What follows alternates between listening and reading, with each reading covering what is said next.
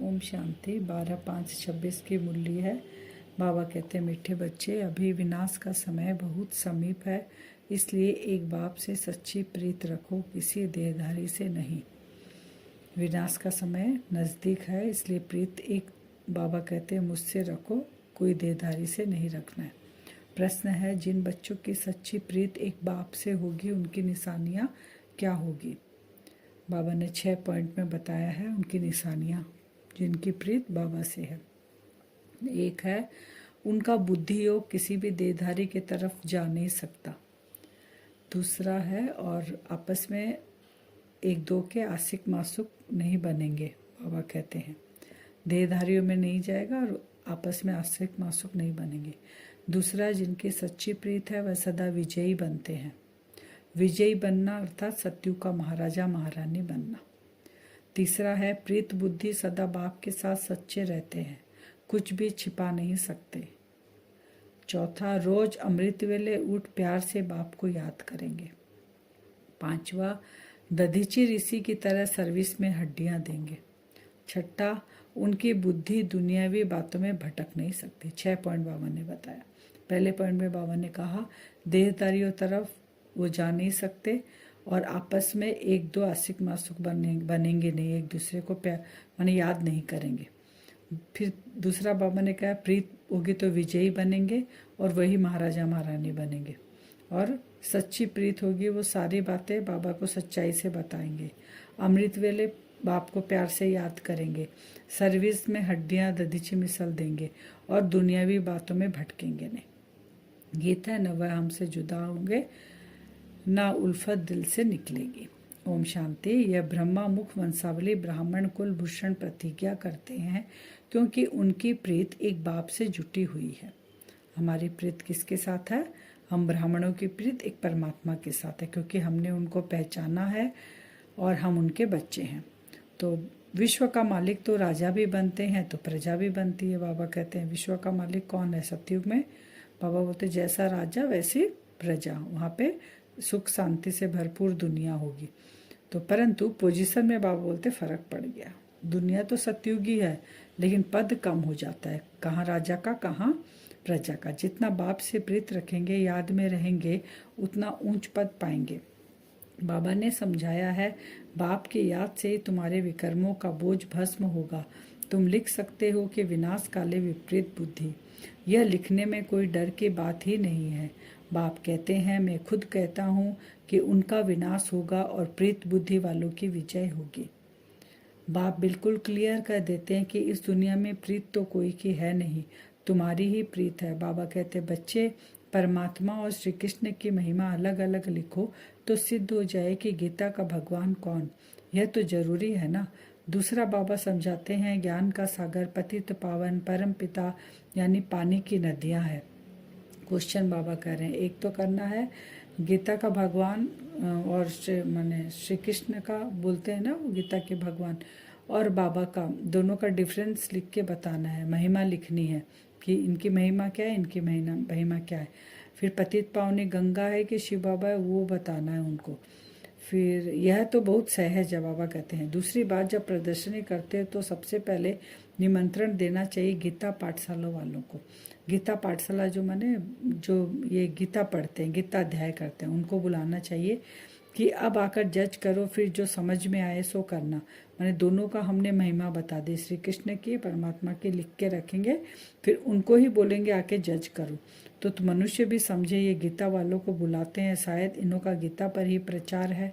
गीता से ही स्वर्ग की स्थापना हुई है। गीता की बहुत महिमा है, परंतु भक्ति मार्ग की गीता नहीं। बाबा कहते हैं यहाँ कौन सी गीता की बात हो रही है? जो शिव बाबा आके हमें ब्रह्मा मुख से सुना रहे हैं, सच्ची गीता, उसकी बात हो रही है। भक्ति मार्ग में जो गीता है वो नहीं, क्योंकि भक्ति मार्ग में गीता में एक तरफ बोलते हैं कि हजारों सूर्य से तेजोमय है और एक तरफ श्री कृष्ण को भगवान कहते हैं। दोनों कैसे हुआ? एक तरफ कहते हैं जब धर्म की ग्लानि होती है तब भगवान आता है, एक तरफ कहते हैं द्वापर में आता है। तो बाबा कहते हैं ऐसे महिमा दोनों की अलग अलग लिखो ताकि वो आके सुने। बाप कहते हैं, मैं तुम्हें सत्य ही सत्य बताता हूँ। मनुष्य जो अर्थ करते हैं वह बिल्कुल रॉन्ग है, कोई भी सत्य नहीं कहते। मैं ही सत्य बताता हूँ। इसीलिए शिव बाबा का नाम क्या है? सत्यम शिवम सुंदरम। परमात्मा को सर्वव्यापी कहना भी सत्य नहीं है। बाबा कहते हैं मैं कण कण में सर्वव्यापी नहीं हूँ। पारस, फिर बाबा कहते तुम ही क्या थे? पारस बुद्धि थे। अब फिर बाबा कहते पत्थर बुद्धि तुम कैसे बने हो? यह भी वंडर है ना।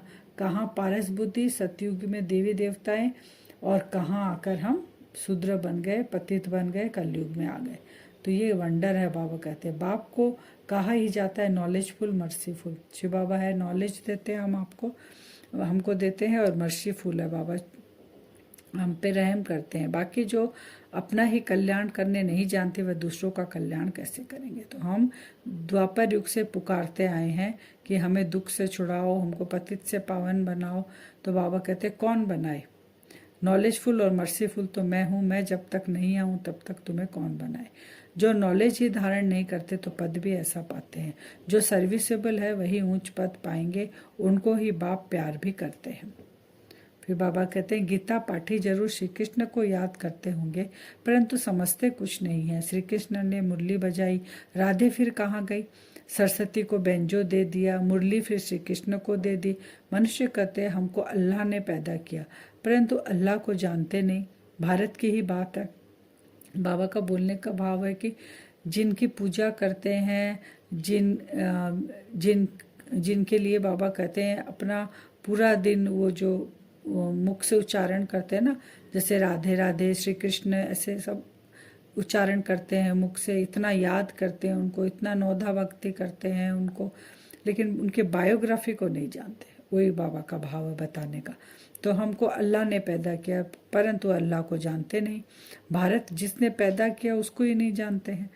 कहते हैं उसने पैदा किया और जानते नहीं है। भारत की ही बात है। भारत में ही देवताओं का राज्य था, उन्हों के चित्र मंदिर में पूजे जाते हैं। बाकी किंग्स आदि के स्टेच्यू तो बाहर लगा देते हैं। मंदिर में किसकी पूजा होता है? देवी देवताओं के मूर्तियों की पूजा होती है। और बाबा कहते हैं स्टेच्यू क्या है? ओपन जगह में ऐसे लगाते हैं। जो किंग्स है, जो बड़े होकर गए हैं, जो हिस्ट्री हम पढ़ते हैं उन सबकी, जो देश को आज़ादी देने के लिए इतनी कोशिश किए थे, इतनी मेहनत किए, जो अपना सर्वस्व त्याग दिया, उनका स्टेचू कहाँ लगाते हैं? बाबा कहते हैं बाहर, जिस पर पक्षी आदि किचड़ा डालते रहते हैं। लक्ष्मी नारायण, राधे कृष्ण आदि को कितना फर्स्ट क्लास जगह पर बिठाते हैं, क्योंकि वो कौन है? सतयुग के देवी देवता। उन्हों को महाराजा महारानी कहते हैं। किंग अंग्रेज अक्षर है। कितना लाखों रुपया खर्चा कर मंदिर बनाते हैं, क्योंकि वह महाराजा पवित्र थे, यथा राजा रानी तथा प्रजा। अब जो स्टेचू बनाते हैं वो भी किसको याद करते थे? जो मंदिर में है मूर्ति, उनको ही याद करते थे।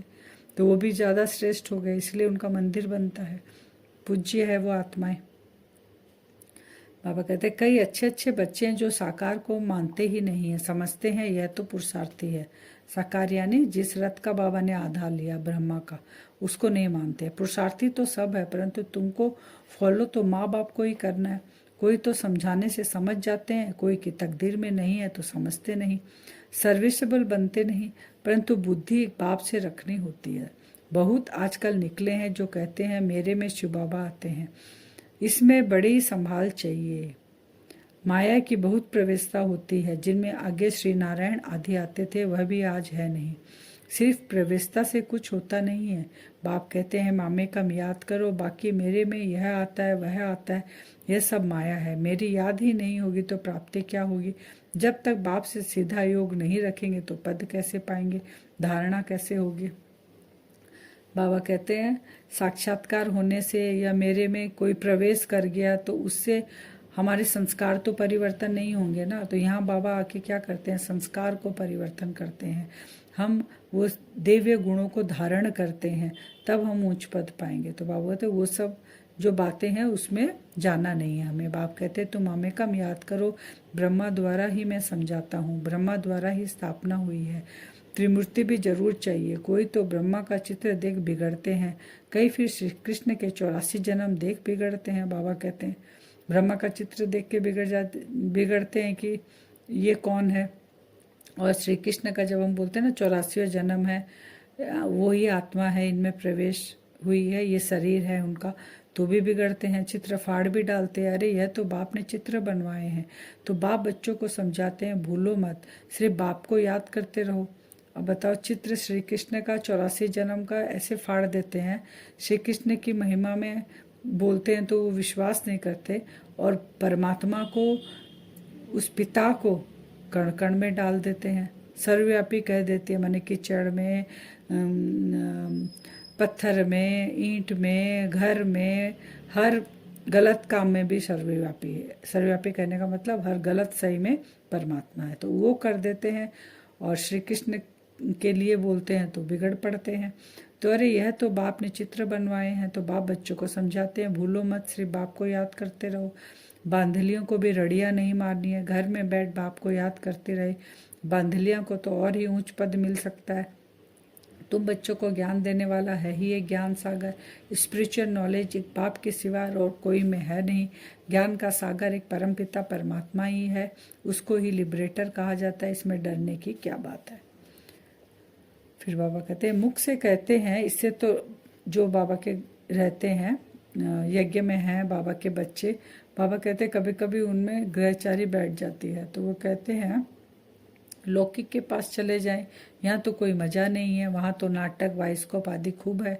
जो इन बातों पर हिरे हुए हैं वह यहाँ ठहर न सके, बड़ा मुश्किल है। हाँ, पुरुषार्थ से ऊंच पद भी पा सकते हैं, खुशी में रहना चाहिए। बाबा खुद कहते हैं, सुबह को उठकर नहीं बैठता हूँ तो मजा ही नहीं आता। ब्रह्मा बाबा कहते हैं, लेटे रहने से कभी कभी झुटका आ जाएगा, उठकर बैठने से अच्छी पॉइंट्स निकलती है, बड़ा मजा आता है। प्रदर्शनी में भी समझाना है कि हम अपनी कमाई से, अपने ही तन मन धन से अपना राज्य स्थापन कर रहे हैं। हम भीख नहीं मांगते हैं, जरूरत ही नहीं है। ढेर भाई बहन इकट्ठे होकर राजधानी स्थापन करते हैं। तुम करोड़ों इकट्ठा कर अपना विनाश करते हो, हम पाई पाई इकट्ठा कर विश्व का मालिक बनते हैं। कितनी वंडरफुल बात है। विनाश के लिए जो बॉम्ब्स मिसाइल में कितने रुपए खर्चे करते हैं, और यहाँ हम सब के बाबा के बच्चों के पाई पाई से विश्व की स्थापना हो रही है। फिर आज का वरदान है, सर्व शक्तियों की संपत्ति से संपन्न बन, दाता बनने वाले विधाता वरदाता भव। किससे? सर्व शक्तियों से और संपत्ति से संपन्न बन, विधाता और वरदाता भव। जो बच्चे सर्व शक्तियों के संपत्तिवान है वही संपन्न और संपूर्ण स्थिति के समीपता का अनुभव करते हैं। उनमें कोई भी भक्तपन के व भिखारीपन के संस्कार इमर्ज नहीं होते। बाप की मदद चाहिए, आशीर्वाद चाहिए, सहयोग चाहिए, शक्ति चाहिए, यह चाहिए सब दाता विधाता वरदाता बच्चों के आगे सौंपता ही नहीं। वे तो विश्व की हर आत्मा को कुछ न कुछ दान व वरदान देने वाले होते हैं। स्लोगन है, हर आत्मा को कोई न कोई प्राप्ति कराने वाले वचन ही सत्वचन है। आत्मा को अगर कोई भी प्राप्ति हो रही है हमारे वचन से, एक शब्द भी हम जो बोल रहे हैं उससे, तो वो ही सत्वचन है। अब व्यक्ति सारे सदा अचल अडोल एक रस स्थिति का अनुभव करो। कितना भी कोई हिलावे लेकिन आप अचल रहो। परिस्थिति श्रेष्ठ है या स्वस्थिति श्रेष्ठ है? कभी परिस्थिति वार तो नहीं कर लेती है। सोचो कि यह परिस्थिति पावरफुल है या स्वस्थिति पावरफुल है, तो इस स्मृति से कमजोर से शक्तिशाली बन जाएंगे। जैसे आप तपस्वी एक रस स्थिति में एकाग्र होते हो तो हठयोगी फिर एक टांग पर खड़े हो जाते हैं। तो कहाँ एक रस स्थिति और कहाँ एक टांग पर स्थित रहना, फर्क हो गया ना। बाबा कहते तुम जब एक रस स्थिति में बैठते हो तो बाबा कहते यहाँ का ही तो सब यादगार है, तो साधु सन्यासी एक टांग पर खड़े हो जाते हैं। अब वरदान से हम योग करेंगे।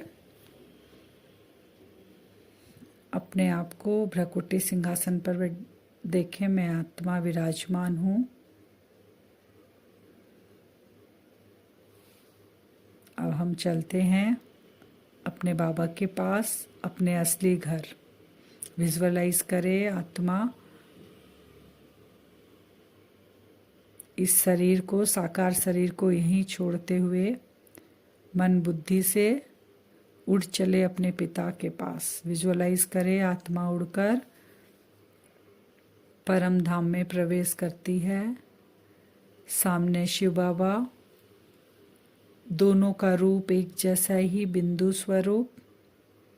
बाबा की शक्तियों की लाइट, बाबा की शक्तियों की किरणें चारों ओर फैल रही है। हम बाबा के एकदम नज़दीक जाकर बैठते हैं। मन की आंखों से बाबा को निहारें, देखें बाबा से सर्व शक्तियों की किरणें मुझ आत्मा पर पड़ रही है।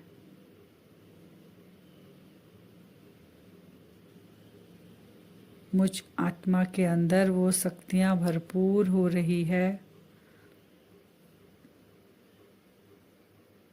मैं संपन्न और संपूर्ण बनती जा रही हूँ। हर शक्तियों, हर प्राप्तियों से संपन्न और संपूर्ण स्थिति में स्थित होती जा रही हूँ।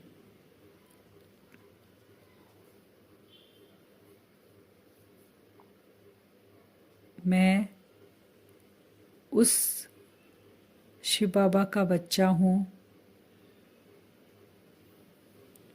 उस शिव बाबा के पास जो भी वर्षा है वो सारा इस किरणों के रूप में मुझ आत्मा के अंदर प्रवेश हो रहा है।